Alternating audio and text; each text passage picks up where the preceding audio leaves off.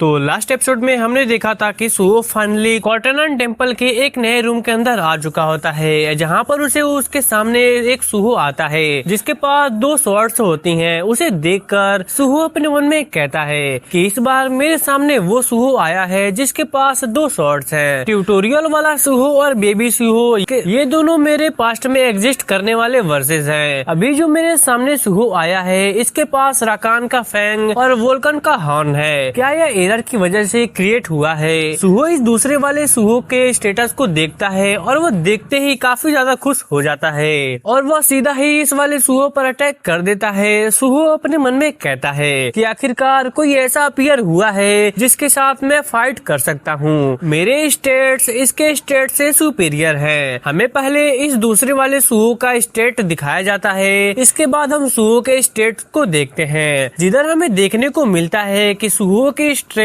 इस दूसरे वाले सुहो से काफी ज्यादा है। लेकिन हम देखते हैं कि दूसरा वाला सुहो बॉडी एनवांसमेंट स्किल को लगा लेता है जिससे उसकी डिफेंस पावर और अटैक पावर काफी ज्यादा बढ़ चुकी होती है। इसके बाद वो wind of the gross kind skill को भी एक्टिवेट कर लेता है जिससे उसकी मेंटल स्पीड और अटैक स्पीड काफी ज्यादा इंक्रीज हो जाती है। इसके बाद वो एक और स्किल टाइटन आर्मर को भी एक्टिवेट कर देता है, इससे उसकी डिफेंस पावर काफी ज्यादा बढ़ जाती है। यह सब देखकर अपना वाला सुहो अपने मन में कहता है कि क्या बॉडी एनहांसमेंट ये तो वो है जो कि एम्यूट यूज करता है और इसके पास इतने सारे स्किल क्यों हैं? दूसरा वाला सुहो हमारे वाले सुहो पे काफी तेजी से अटैक करता है। सुहो बड़ी मुश्किल से ही इसके अटैक को डॉज करता है। आगे दूसरा वाला सुहो स्ट्रॉम स्लैश स्किल को भी यूज करता है। सुहो भी अपने डैगर को निकालता है और अपने मन में कहता है कि क्या इसके पास भी स्ट्रॉम स्लैश है। आगे हम देखते हैं कि इन दोनों के स्ट्रॉम स्लैश एक दूसरे में आपस में ही भिड़ जाते हैं। हम देखते हैं कि प्रेजेंट वाला सुहो के गाल पर एक हल्का सा स्लैश लग जाता है। वो अपने मन में कहता है कि शुक्र है, अच्छा हुआ कि मैंने अपने डैगर को अपने हाथ में रखा था। मुझे लगा ही था कि एक टाइम पर एक दूसरे से वेपन टूट ही जाएगा।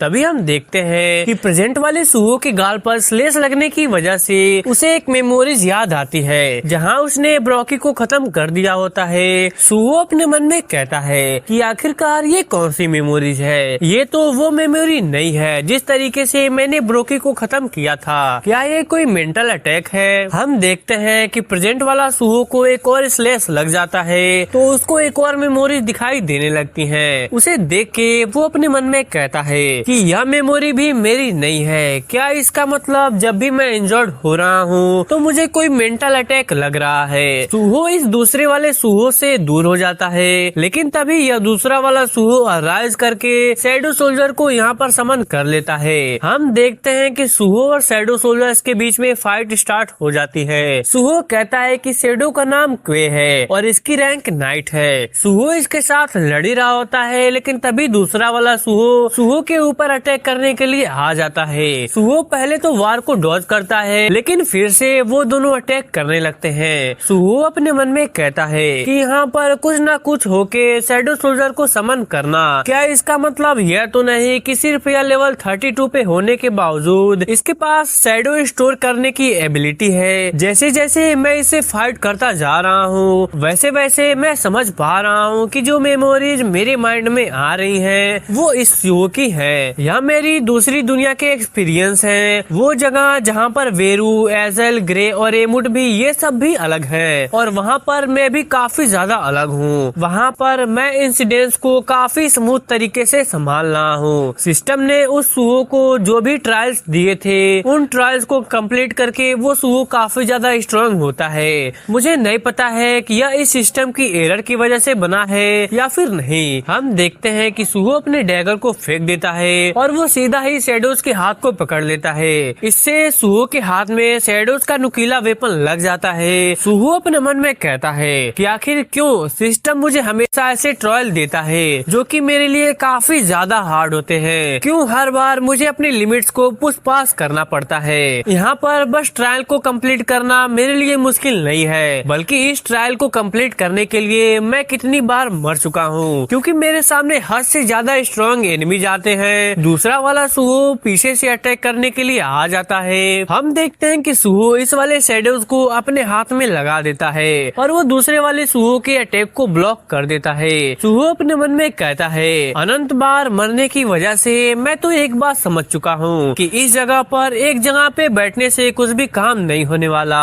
हम देखते हैं कि सुहो दूसरे वाले सुहो के स्वॉर्ड को पंच करता है और वो दूर हो जाता है। आगे सुहो अपने मन में कहता है कि प्रॉब्लम की बात यह नहीं है कि सिस्टम के अंदर कोई एरर है या फिर नहीं, बल्कि मैं ही सिस्टम को शुरुआत से ही गलत तरीके से यूज करता आ रहा हूँ। सिस्टम मुझे अराइज करने के लिए नहीं है, मुझे अपने हिसाब से इसका यूज करना होगा। दूसरा वाला सुहो स्वॉर्ड से अटैक करता है पर सुहो जंप लगाकर उसके अटैक को डॉज कर देता है। सुहो अपने मन में कहता है कि अब मैं उस रास्ते पे नहीं चलने वाला जो कि सिस्टम ने मेरे लिए बनाया है, क्योंकि मेरे फ्यूचर मेरे फेज के हिसाब से बदलता है। हम देखते हैं कि सुहो शैडोज को अपने पैरों में ट्रांसफर कर देता है और दूसरा वाला सुहो को एक किक मारता है। इसके बाद सुहो तुरंत उसके पेट पर एक बहुत जोरदार पंच मारता है और दूसरा वाला सुहो वहीं पर खत्म हो जाता है। सिस्टम की तरफ से मैसेज आता है कि सुहो ने डोर के पीछे वाले बिंग को खत्म कर दिया है और इस एडवांसमेंट क्वेस्ट को भी कंप्लीट कर दिया है। हम देखते हैं कि सुहो को एक नया टाइटल मिल जाता है जो कि होता है the one who overcome adversity. यह टाइटल उसे मिलता है जो अपने एडवर्सिटी को और भी ज्यादा कम करता है। सुहो जितना ज्यादा स्टेमिना लूज करेगा वैसे उसके स्टेट्स बढ़ेंगे। जैसे कि अगर सुहो के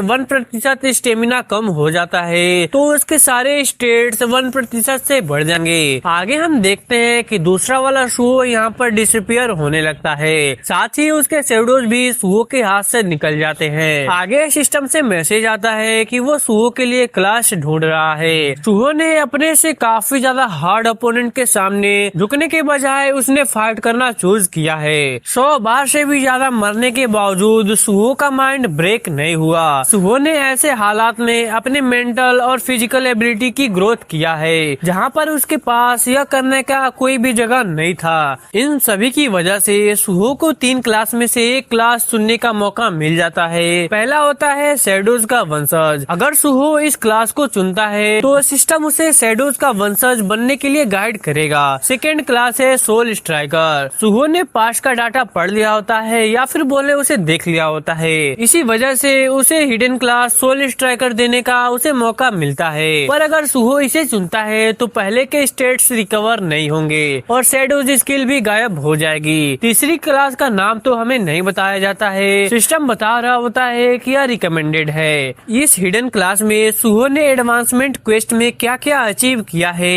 इस पर डिपेंड होगा, इससे भी सुहो की शैडोज वाली स्किल गायब हो जाएगी। इन सबको देखने के बाद सुहो कहता है कि फर्स्ट पाथ वो है, सेकेंड पास्ट का पाथ है और थर्ड सब कुछ लूज करके यह कुछ नया मिलेगा। सुहो कहता है साले सिस्टम मेरे साथ तू क्या मजाक कर रहा है, बस अब बहुत हो गया तेरा नाटक, मैंने इतना कुछ सहा, कितनी बार मैं मर चुका हूँ, ऐसी डिफिकल्टीज के लिए मुझे बस एक ही रिवार्ड मिलेगा क्या, आधे घंटा मेरा, मैं इन सबको ही ले लूंगा। हम देखते हैं कि सुहो इन तीनों क्लास को आपस में मिक्स कर डालता है और सुहो के पास से काफी ज्यादा बड़ी रोशनी निकलती है और उसके बाद हम लोग देखते हैं कि सिस्टम की तरफ से मैसेज आता है कि आपने एडवांसमेंट क्वेस्ट को कंप्लीट कर लिया है और आपका क्लास है। एंड यहीं पर हमारा जो एपिसोड होता है कंप्लीट हो जाता है। हमें नहीं बताया जाता है कि आखिरकार सुहो को कौन सा क्लास मिला है, तो चलो देखते हैं कि अगली एपिसोड में सुहो को कौन सा क्लास मिलता है। तो कमेंट बॉक्स में तुम लोग जरूर बताना कि तुम्हें जो यह एपिसोड है वो कैसा लगा। तो चलो मिलते हैं अगली किसी और नई एपिसोड के साथ, तब तक के लिए शायोनारा।